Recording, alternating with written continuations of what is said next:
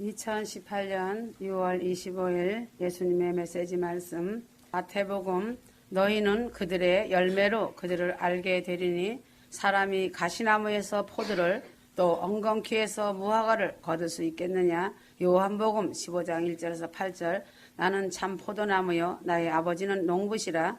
내 안에서 열매를 맺지 못하는 가지마다 그분께서 제거해 버리시고 열매를 맺는 가지마다 정결케 하시어 더 많은 열매를 맺게 하시느니라. 마태복음 21장 43절 그러므로 내가 너희에게 말하노니 하나님의 나라를 너희에게서 빼앗아 그 소출을 가져올 민족에게 주리라. 예수님께서는 열매에 대해 자주 말씀하셨다. 복음서에 기록된 열매에 대한 말씀이 그 단어만 해도 37번 기록되어 있고 또한 열매에 대한 비유도 많이 나와 있다. 왜 그토록 열매에 대하여 많은 말씀이 기록되었는가는 열매란 하나님 나라에서 휴거 성도들이 누릴 현재의 실제 상황이며 천국에서 현실이 되기 때문이다. 그러므로 가지는 반드시 포도나무에 꼭 붙어 있어야 열매를 맺는다는 것이다. 포도나무는 예수님을 말하는 것이고 가지는 성도들을 의미하는데 가지가 그 나무에서 떨어져 나가면 그 가지의 진액이 말라버리기 때문에 열매를 맺을 수 없는 것은 자연 현상이다. 병든 가지도 잘라내는 것이다. 그 가지가 병이 들면 다른 가지까지 병균을 옮기기 때문에 가차없이 잘라낸다. 그래서 성도들 중에는 포도나무에 튼튼하게 붙어있는 가지가 있고 포도나무에서 잘려나간 가지가 있다. 농부는 포도나무 가지에 가늘게 붙어서 도저히 열매를 맺을 수 없는 가지는 전지에서 내버리고 잘려나간 가지는 불에 태워버린다. 그러므로 자신이 죄를 지는다고 해서 곧바로 끊어버리는 것은 아니다. 하나님은 참고 인내하시며 참으시다가 도저히 불가능하면 참아 두고 볼 수 없으시기 때문에 어느 임계점에 이르게 되면 더 이상 다른 몸의 지체들을 위해서 그 혈관을 제거하여 잘라내 버릴 수밖에 없는 것이다. 이 말씀은 예수 그리스도 안에 거한다는 것이 열매 맺는 자라는 것이다. 요한복음 15장 4절이다. 예수님은 내 안에 거하라 나도 너희 안에 거하리라고 말씀하셨다. 이 말씀은 너도 내 안에 거하고 나도 내 안에 거하여 사랑의 교제와 친밀함으로 연합하자라는 의미이다. 열매란 나무에서 맺지 않고 가지에서 열린다. 가지에 달리는 열매는 자양분의 그 원천은 포도나무로부터 흘러나온다. 그래서 가지가 건강해야 열매도 건강한 것이다. 성도가 맺는 열매는 그 원천이 자신이 아니라 생명 대신 그리스도이심을 알아야 한다. 요한복음 15장 5절에 그가 내 안에 내가 그 안에 거하면 그 사람은 많은 열매를 맺느니라. 이는 나를 떠나서는 너희가 아무것도 할 수 없기 때문이라고 하셨다. 왜인가? 포도나무이신 주님께 붙어있는 가지들이 성령의 진액을 계속해서 공급받음으로써 열매를 특상품으로 맺어야 하는데 열매를 맺기는커녕 계속해서 죄를 짓고 자신뿐만 아니라 믿음의 형제들과 머리 되시는 그리스도께 고통을 안겨줄 경우에는 그 사람은 결국은 성령이 함께 하시지 않기 때문에 진액을 받지 못해 말라버리는 가지처럼 점점 말라가다가 결국엔 버림받아 불에 던지게 된다.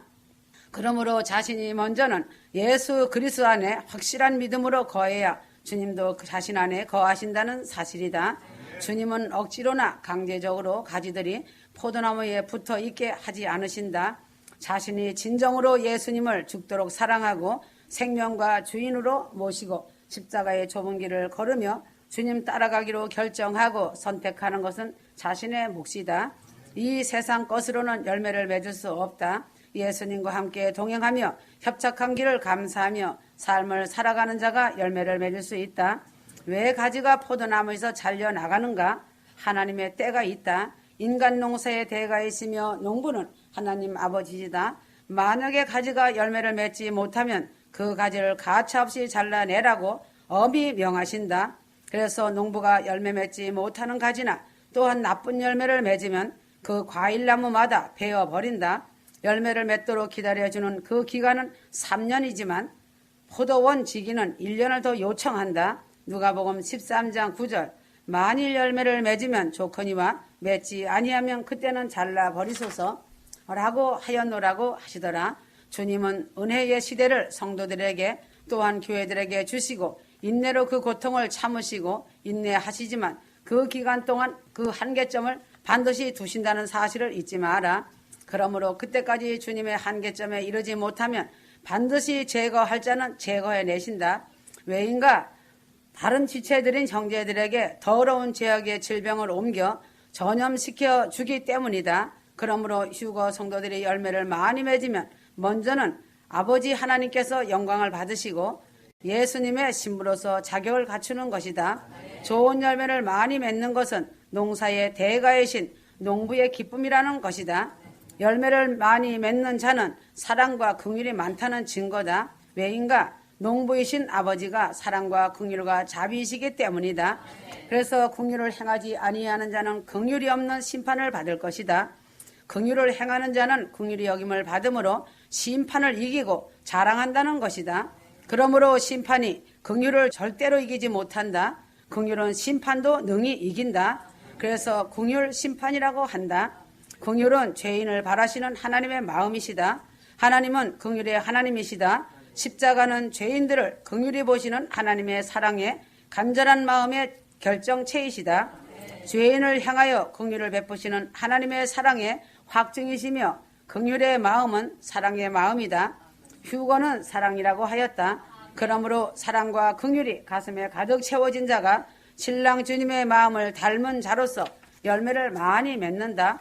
그러므로 성경 전체에서 열매에 대한 말씀이 200회 이상이나 기록되어 있다. 그래서 많은 열매를 맺는 자가 아버지 하나님의 기쁨이고 사랑받는 존재이다. 궁극적인 것은 영광의 나라에 올라가서 생명나무의 열매를 먹을 자격을 얻는다.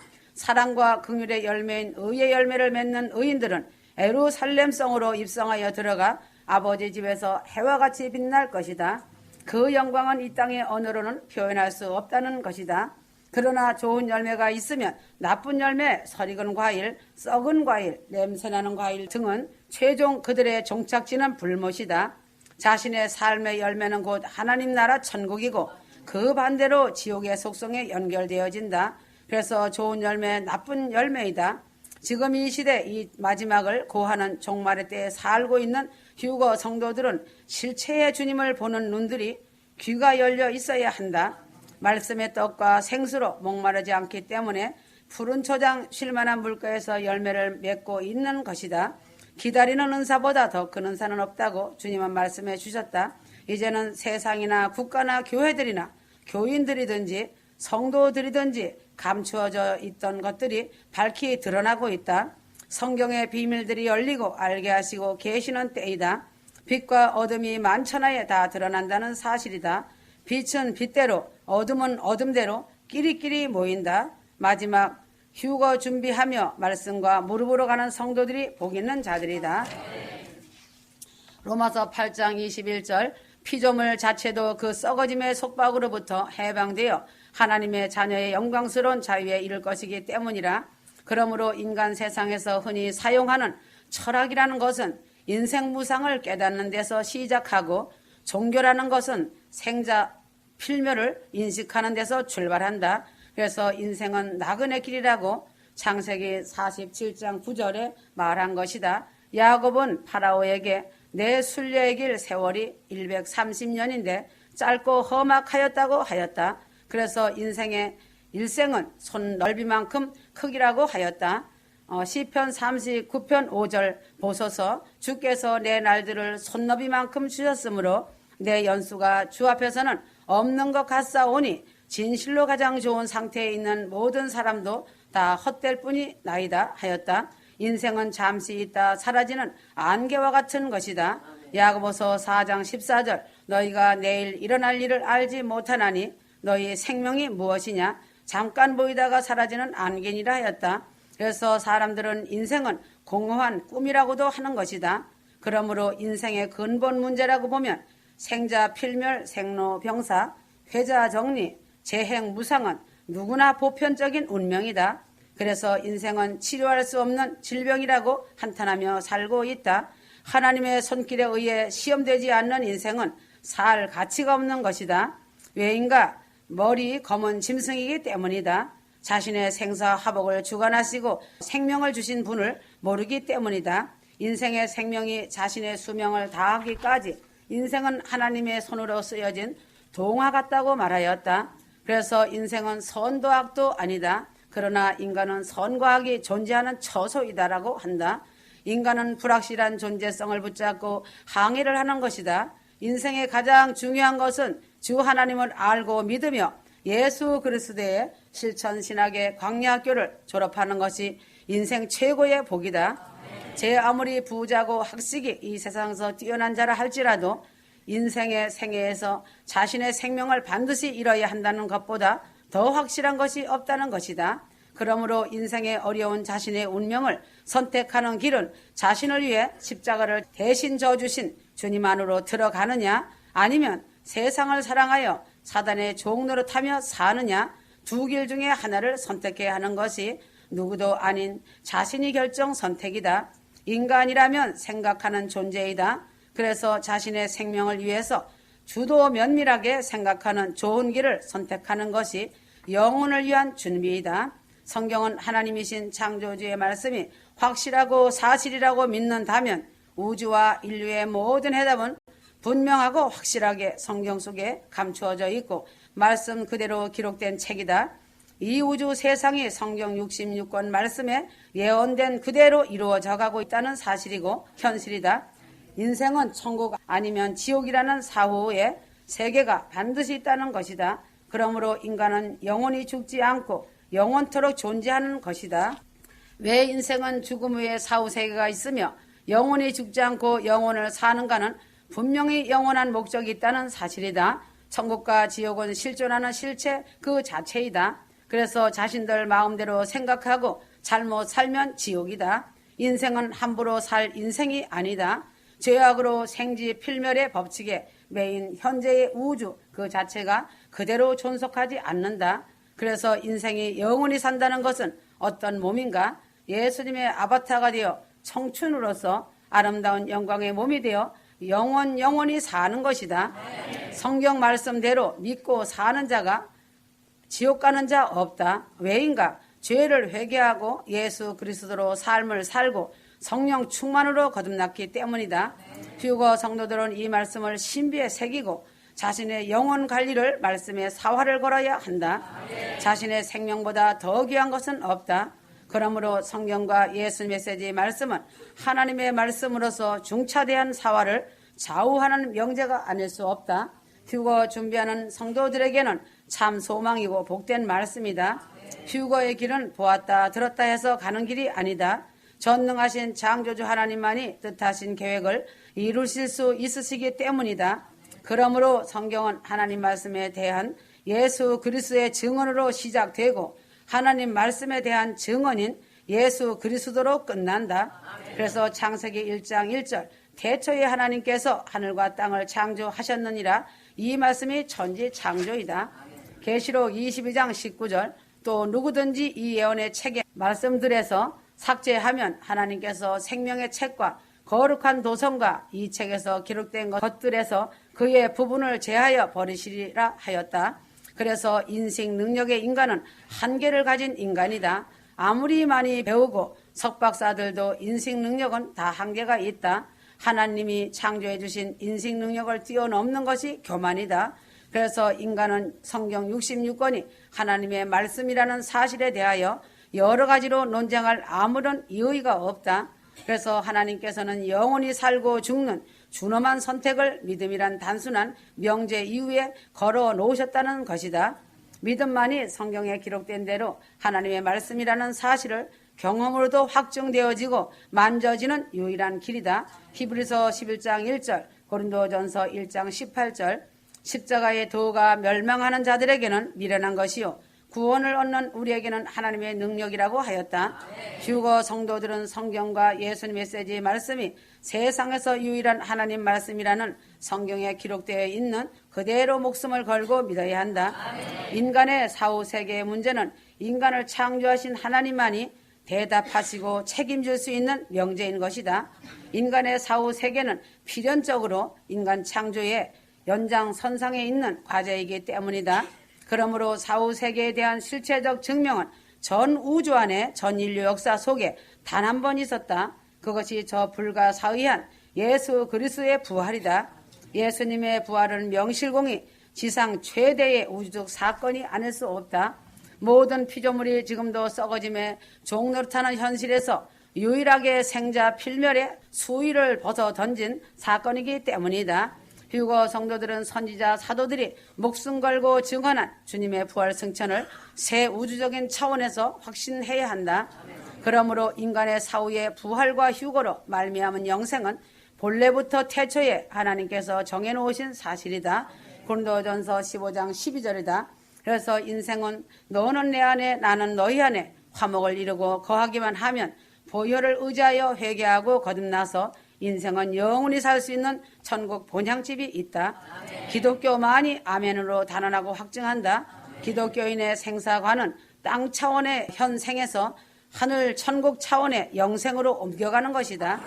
인간은 죽음을 앞에 놓고 하루라도 더 살고 싶은 것이 인간이다. 그래서 영생의 길을 저버린 인간은 태어나지 않음만도 못한 비참하고 가련하고 처참한 자신 인생을 마감하고 사후 세계에서 영원한 지옥 형벌 속으로 던져진다. 구하라 찾으라 두드려라고 해도 구하지 않고 찾지 않으며 두드리지도 않다가 소망 없는 영혼으로 고통을 당하며 가는 것이 인생이다. 영원한 그 고통은 가히 상상할 수 없는 것이다. 그러므로 영생에 값진 그 가치와 하나님의 크신 은혜를 어느 누구라도 계산할 수 없고 휴거 성도들은 이 세상 무엇과도 바꿀 수 없다는 것을 알아야 한다. 그러나 팥죽 한 그릇에 우주 상속권인 장자권을 팔아먹은 에서들이 기독교 안에 너무 헤아릴 수 없이 많다는 것이 통탄할 일이고 슬픈 일이다. 인간의 영생이 되시어 우주 안에 오신 우리 주 예수 그리스도를 믿음으로 믿고 십자가 사랑을 만난 무한한 축복을 감사해야 한다. 요한일서 5장 20절 사람이 온 세상을 얻고도 자신의 혼을 잃는다면 무슨 유익이 있겠느냐? 또 사람이 자기 혼을 무엇과 바꾸겠느냐? 마태복음 또 16장 26절 이 세상에서도 유대인들이 예수님을 죽인 후 히틀러에게 말로 표현할 수 없는 자들이 죽임을 당하고 빛도 없는 어둠의 홀로코스트를 겪어야만 했다. 월남이 적화 통일이 되었을 때 공산 정권은 월남 패망 때 앞장섰던 종북 좌파들을 빛이 들어오지 않는 좁은 공간에 2년이나 가두어 둠으로 지상지옥을 연출하였다. 그러므로 천국은 생명수 강이 흐르는 영생의 원천이신 날마다 변하는 영광의 세계에서 아버지 하나님과 아버지 집에서 함께 영원히 사는 것이고 지옥은 루시퍼 사단 마귀와 그 무서운 짐승 같은 자들과 유황불, 뱀, 구더기들이 우글거리는 곳에서 함께 사는 세계이다. 이것 또한 영원이다.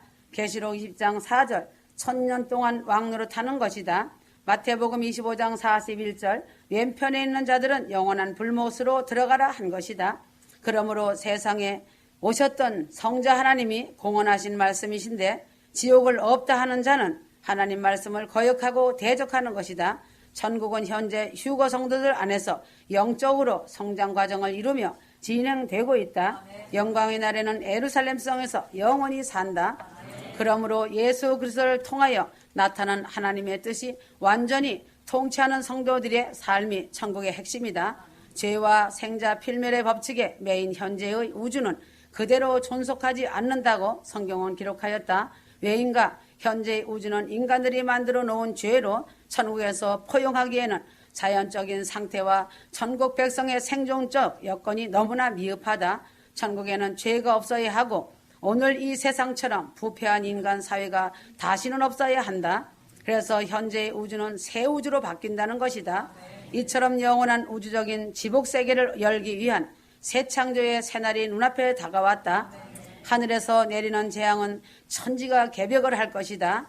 지금 있는 하늘과 땅이 아니다. 아주 정결하게 정련되어진 하늘과 땅이 될 것이다.